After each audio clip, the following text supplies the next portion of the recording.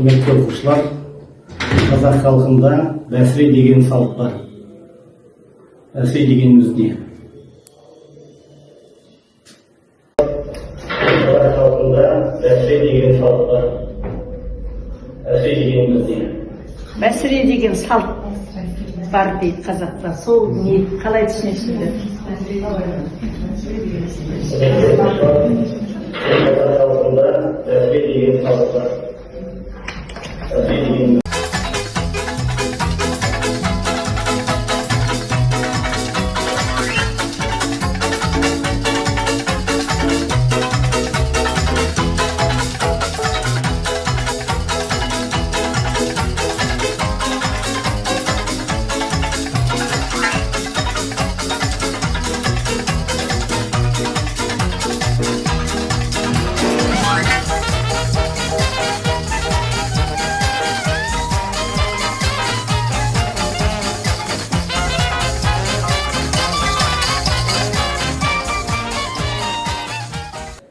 бәсіре дегеніміз бала өмірге келген кезде жаңағы құлын немесе бота сол баланың еншісіне беріледі.